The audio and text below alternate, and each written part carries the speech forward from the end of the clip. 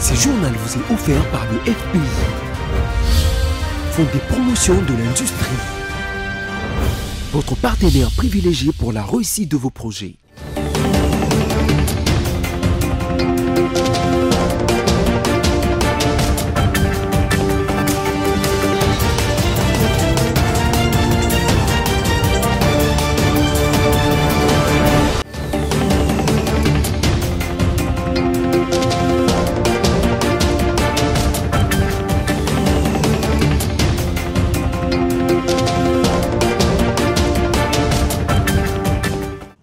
Vous êtes sur BSC Télévision, vous faites bien. Bonsoir et bienvenue à cette nouvelle édition. Madame, Monsieur, voici les titres de ce vendredi. Qu'est-ce qui retarde la formation du gouvernement? 10 jours déjà se sont écoulés depuis la nomination de la Première ministre, mais toujours rien. Dans ce journal, vous suivrez ce qu'en pense Jean-Claude Katende, président de la ZADO. À dater du jeudi 11 avril au 17 mai prochain, l'avenue Mbenseke dans le tronçon haute tension et Sakombi sera fermée pour des raisons des travaux de construction d'une traversée. Voilà tout pour les titres. Encore une fois, bonsoir et merci. Si vous nous rejoignez, la Première ministre Judith Suminwa Tuluka a échangé tour à tour avec les différents membres du Présidium de l'Union sacrée de la Nation. Ces consultations entrent dans le cadre de la formation du futur gouvernement de la République. Regardez. C'est dans le cadre des tractations au sein de l'Union sacrée de la Nation pour la formation du nouveau gouvernement que la Première ministre Judith Suminwa a échangé ce jeudi 11 avril dans son cabinet de travail basé au Fleuve Congo Hôtel avec les 5 membres du présidium de cette grande famille politique du chef de l'État Félix-Antoine Tshisekedi, notamment Bahati Lukwebo, Augustin Kabouya, Vital Kamerhe, Jean-Pierre Bemba et Christophe Mbosso. À cette occasion, l'autorité morale de l'UNC, Vital Kamerhe, a salué le choix du président de la République, non seulement parce qu'elle est une femme, mais également parce qu'elle est intelligente. D'abord, je tiens à réitérer mes félicitations à Madame la Première ministre, Suminwa Judith, que je connais déjà, ou je connaissais déjà très bien, dans la commission ECOFIN. Parmi les plus brillants des ministres qui composaient cette importante commission du gouvernement, qui compte pas moins de 12 ministres. Je suis content que notre pays, non seulement soit doté d'une femme comme première ministre, et je suis content parce qu'il ne s'agit pas seulement du critère d'être femme. L'intelligence et la compétence ont été mise à profit. Pour sa part, Christophe Mbosso est sorti très impressionné par la pertinence de la vision du développement du pays maîtrisée par la chef du gouvernement. Je suis satisfait des entretiens que j'ai eus avec Madame la Première ministre. J'ai parlé avec une Première ministre comme si il y a longtemps qu'elle est déjà à ce poste. Et je lui ai dit, vous allez réussir, tout comme j'ai beaucoup de collègues qui la voient à la télévision, qui disent cette première ministre va nous surprendre agréablement. À l'allure du travail, sous la houlette de la Première ministre, le prochain gouvernement sera connu dans un délai relativement court. Quelle serait la raison du retard de la composition du gouvernement Tuluka?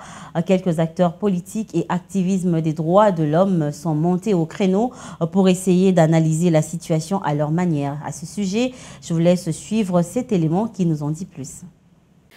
On compte déjà 10 jours depuis la désignation de Judith Tuluka comme première ministre par le chef de l'État, Félix-Antoine Tshisekedi. La population congolaise et quelques acteurs politiques comptaient les jours au doigt pour la formation du gouvernement, laquelle, à leur grande surprise, jusque-là, rien n'est encore fait. Jean-Claude Katende, président de la ZADO, indique sur son compte X, je cite, « La mise en place du gouvernement ne traîne pas à cause de la Constitution, mais à cause de l'indiscipline et de la cupidité des membres de l'Union sacrée de la Nation », a-t-il écrit ce vendredi. Pour le président de l'Association africaine de défense des droits de l'homme, AZADO en sigle, accuser la Constitution de la République démocratique du Congo n'est qu'une échappatoire, parce qu'avant la même Constitution, quand le président Kabila avait la majorité parlementaire, les choses se passaient normalement.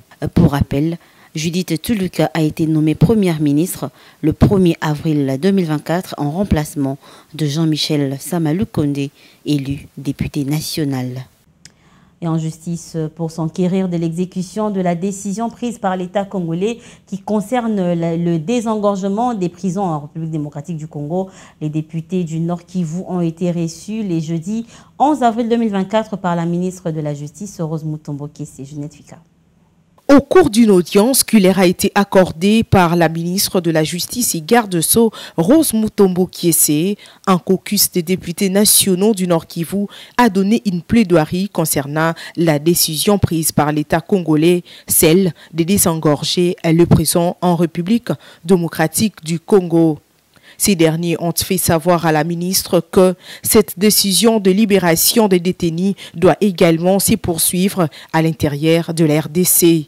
Avant de présenter en outre les préoccupations de leurs électeurs qui sont privés de nouvelles de leurs proches qui ont été capturés au Nord Kivu et transférés dans les prisons de Kinshasa et d'Angenga dans la province de l'Équateur. Après échange, Rose Mutombo Kiese a rassuré ses élus la détermination du gouvernement à désengorger les prisons et a promis à la population de faciliter le contact avec le prisonnier transféré dans la capitale.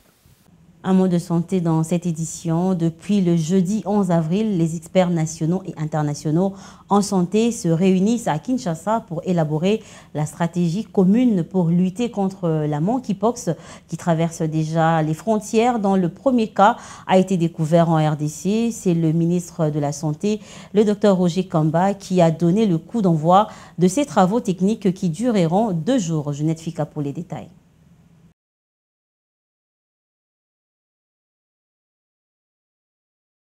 À la réunion régionale d'urgence de haut niveau sur les monkeypox en Afrique, le ministre de la Santé, le Dr Roger Kamba, a appelé les experts en santé nationaux et internationaux qui ont pris part à ces assises qui dureront 2 jours à travailler avec abnégation pour déboucher sur des conclusions qui favoriseront une bonne collaboration frontalière. La RDC représente ce pourquoi vous êtes tous ici aujourd'hui.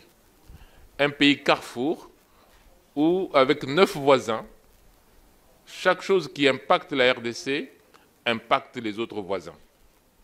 Les décisions que nous allons prendre doivent pouvoir aussi être portées par la diplomatie et par l'expertise au niveau des autres pays. Nous savons que le premier cas de monkeypox humain a été découvert chez nous.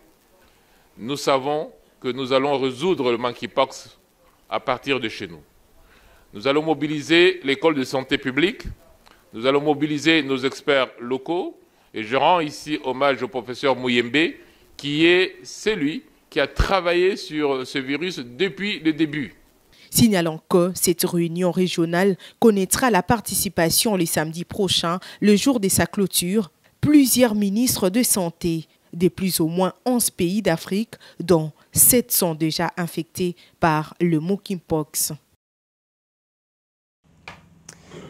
Et puis on va prendre ce communiqué dans le cadre des travaux de construction sur l'avenue Haute Tension. L'hôtel de ville de Kinshasa procédera à la fermeture de l'avenue Mbenseke dans son tronçon Haute Tension et sa combi de la période allant du jeudi 11 avril à 22 h au mercredi 17 mai 2024 à 0 h, heure de Kinshasa, afin de permettre à l'entreprise Aran Sefou SARL de bien procéder à la construction d'une traversée sur cette avenue.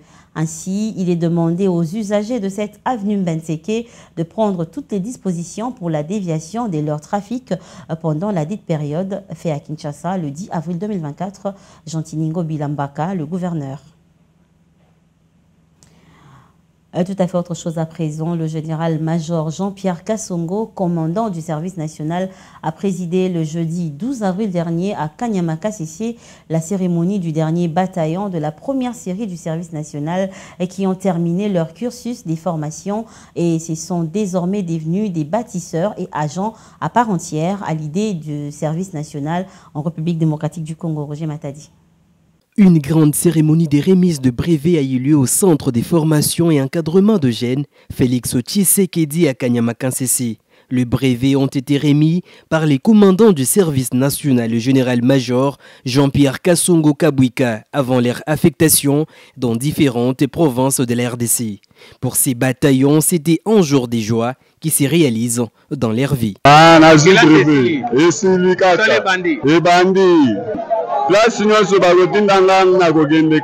Ils sont dans ces centres de formation et encadrement depuis 2 ans et aujourd'hui ils ont fini. Ils sont devenus des agents à part entière à l'idéal du service national et chacun a son lieu d'affectation pour bâtir un Congo nouveau à la vision du président de la République. C'est aussi la joie du commandant du service national qui se prépare à recevoir de nouvelles vagues de jeunes pour la formation. Surprise, parmi eux, nous avons des décédés des intellectuels qui ont été retenus comme enseignants dans les écoles du service national. Et vous avez vu, parmi eux, c'est là qu'on avait sélectionné un certain nombre qui étaient partis en formation en Afrique du Sud pour la formation des machines. Petit à petit, nous sommes en train de faire preuve que la volonté du chef de l'État, commandant suprême des forces armées, ne s'arrête pas en 6 mois de chemin, mais il produit le fruit. Le fruit, c'est ces jeunes ici, ces bâtisseurs ici qui viennent de parachever leur formation et qui vont désormais se mettre au service de la nation pour le reste de leur vie. Notons que le service national a été créé en 1997 par Mouzé Laurent Désiré Kabila et accueille le jeune diplômé et chômeur volontaire pour les initier à divers métiers au patriotisme. En septembre 2022, le service national a ravitaillé Kinshasa avec 3 barges transportant chacune 500 tonnes de maïs. Et dans l'entretemps, en réaction face à la montée de la criminalité dans la ville de Goma, chef-lieu de la province du Nord Kivu, les autorités de l'État de siège mettent en garde les miliciens Wazalendo et les militaires en divagation, tout en pointant la stratégie du M23. Suivez. Parlant de l'insécurité grandissante dans la partie sud de la province, le gouverneur de province a affirmé, sans embâche, que celle-ci est principalement causée par les terroristes du M23 avec la complicité de l'armée rwandaise. Il a également déploré l'insécurité devenue récurrente dans la ville de Goma et ses environs où des tueries, braquages, cambriolages, largage aveugle des obus et enlèvements sont enregistrés au quotidien, parfois même au grand jour. Cette stratégie de l'ennemi vise à créer la psychose, la peur et les zizanies au sein de la population. C'est pourquoi le gouverneur de province met en garde les VDP, les démobilisés, les militaires en divagation et les Wazalendo incontrôlés, car une instruction ferme a déjà été donnée aux responsables des troupes et aux commandants des unités de ne ménager aucun effort pour restaurer la tranquillité et la quiétude en mettant hors d'état de nuire tous ceux qui voudraient compromettre les efforts des FARDC engagés à défendre la patrie sur les lignes de front. De manière spécifique, les membres du Conseil expriment leur compassion vis-à-vis des familles éplorées suite aux incursions armées, aux tueries et aux assassinats dans plusieurs coins de la ville de Goma. Les cas les plus récents étant celui des compatriotes qui ont été fusillés à l'endroit communément appelé Entrée Président, à Bouéné, Bar Majengo et ailleurs.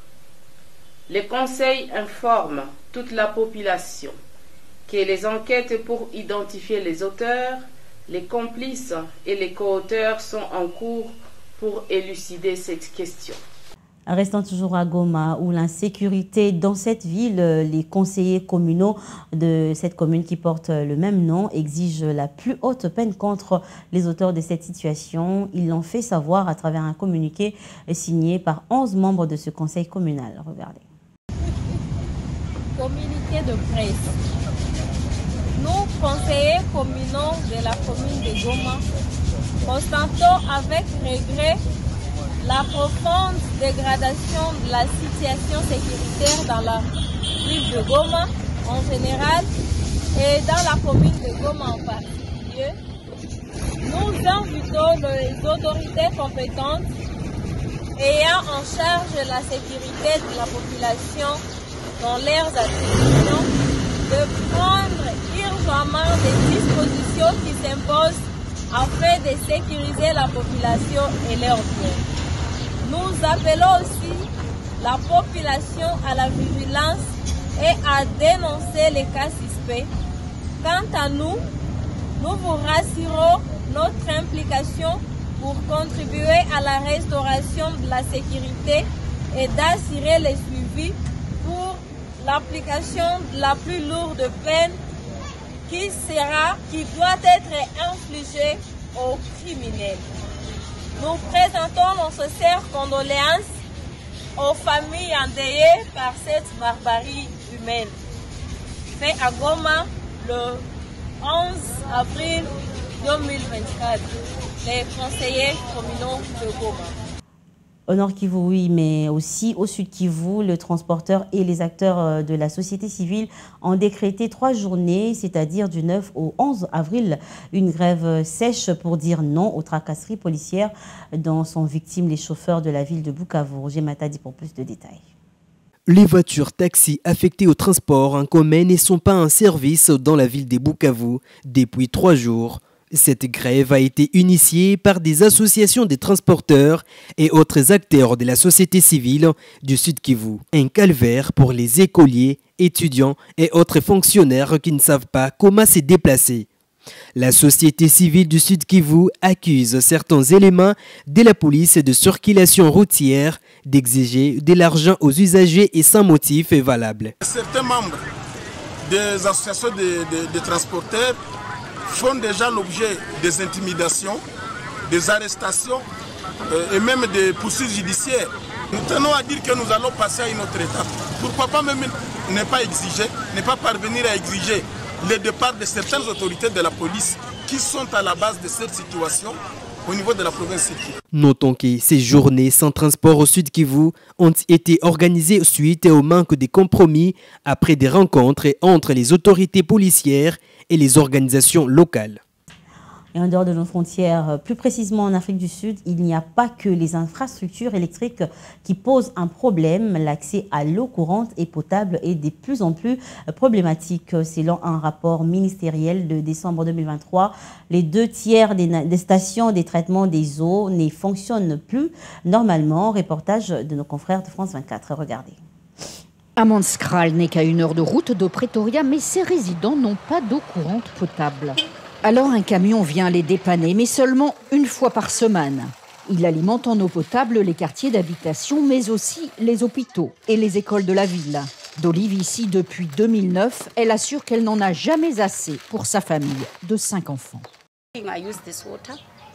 Je prends cette eau quand j'ai besoin de cuisiner parce que l'eau du robinet, vraiment, on ne peut pas cuisiner avec.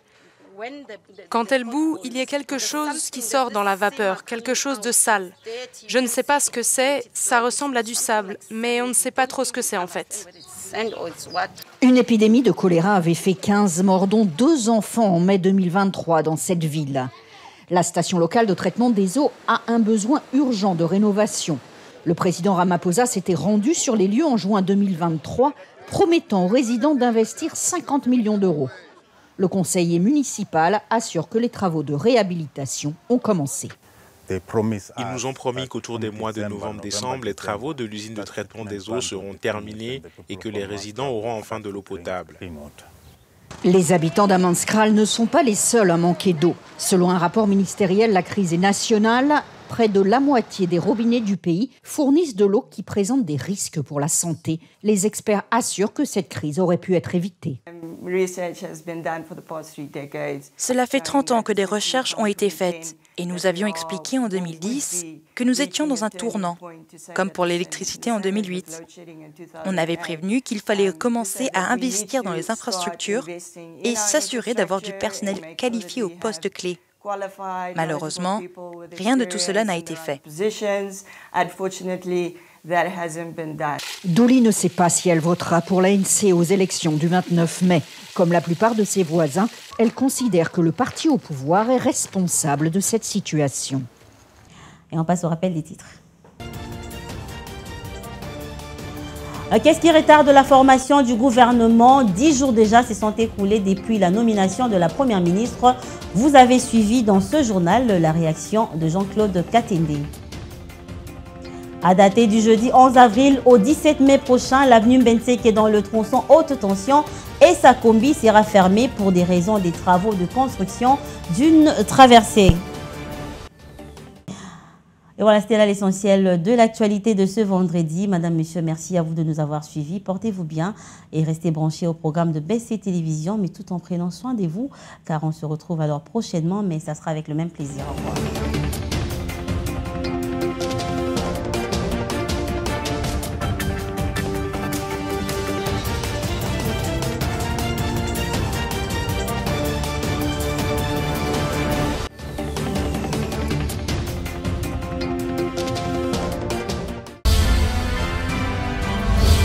Ce journal vous a été offert par le FPI, Fonds des promotions de l'industrie, votre partenaire privilégié pour la réussite de vos projets.